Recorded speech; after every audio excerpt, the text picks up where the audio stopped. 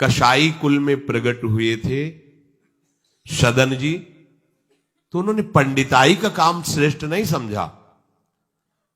स्वधर्मो निधनो श्रेया परधर्मो भयावहा। वो अपना धर्म का, ऐसे ज्ञानी महात्मा थे कि बड़े बड़े संत उनसे सत्संग करने जाते थे, और ऐसी निष्ठा थी कि विचलित नहीं हुए, हाथ कटवाले विचलित नहीं हुए। जा रहे थे जगन्नाथ जी के दर्शन करने, तो संयम से चलने वाले पुरुषों के चेहरों में आकर्षण ही होता है।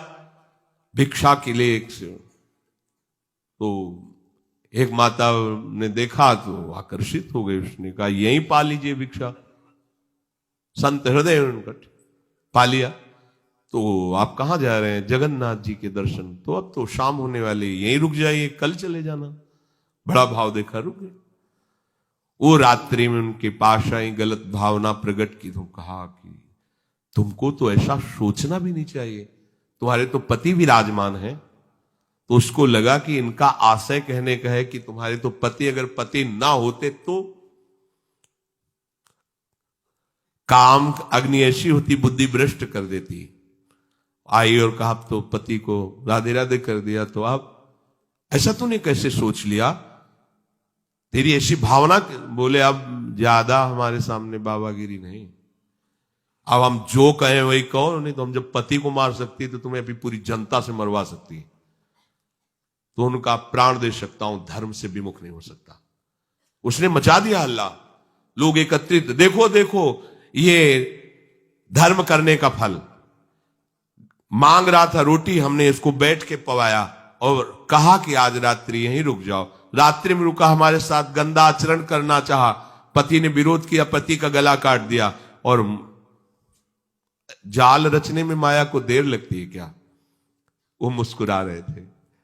जगन्नाथ जी बड़ी सुंदर लीला की आपने, भक्त हैं उनके तो सामने भगवान, तो उनके संसार थोड़ी होता है। भक्त केवल भगवान को देखता है, उनकी लीला है जैसा। एक साधु जा रहे थे, तो तरबूजे का खेत था, रखवाला उधर कहीं छुपा हुआ था, तो उनको लघुशंका लगी, तो मेड़ के इधर लघुशंका करे थे, इधर तरबूजे का खेत था। उसने समझा कि कोई तरबूजा चुराने के लिए झुका, तो लाठी लेकर सीधे आया और पीछे से लाठी मारी। अब मस्तक खुल गया, रक्त बहने लगा। जब वो घूमे तो देखा कंठी तिलक महात्मा। उनका अरे महाराज, हमने समझा गांव का कोई चोर है तरबूज चुराने के लिए। तो उनका हम तो जानते हैं ना आपको, आप ऐसे ही लीला करते रहते हो। बोले नहीं, हमने पहली बार किसी को मारा है, दोबारा नहीं। बोले हम जानते हैं आपको। तो बोले महाराज क्षमा करो, चलो आपको अस्पताल ले चलते हैं। बोले ये भी हम जानते हैं आपको। और वो तो अपने भाव में वहां ले गए, डॉक्टर ने पट्टी लगाई और एक आदमी आया और उसने कहा साधु को कोई ऐसा पीड़ा दे सकता है? तुम चिंता मत करो। गर्म दूध लाया, मीठा करके पिलाया, कहा महाराज आप चिंता मत। बोले हमें चिंता नहीं, लेकिन हम तुम्हें देख करके कह रहे इतना छलिया हो तुम।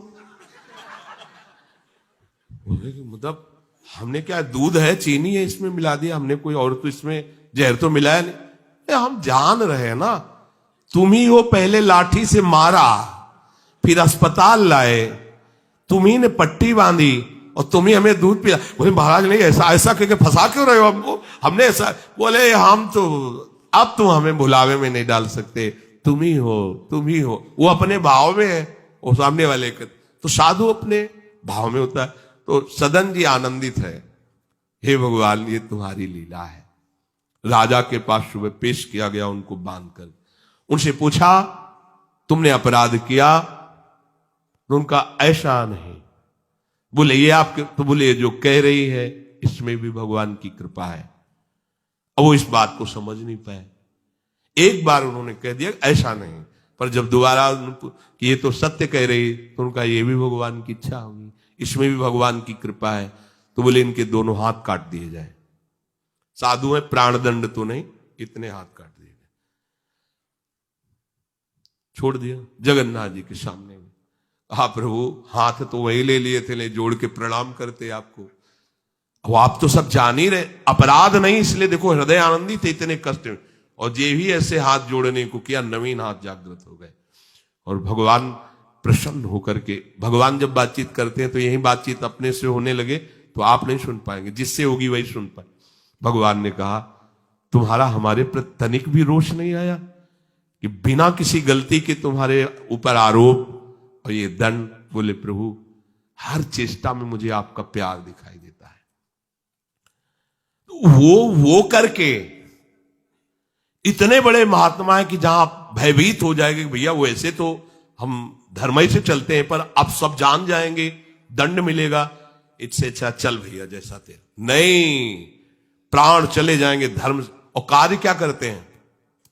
ये अपने कर्म को छोटा मत समझो, चाहे किसानी हो, चाहे व्यापार हो, छोटी सी दुकान है, अच्छा है, नाम जप कर रहे हो, 10, 20, 50, 100 जो भी मिले, आटा दाल नमक रोटी खाओ पियो, तुम्हारा परिवार आगे चलकर बहुत उन्नति को प्राप्त होगा।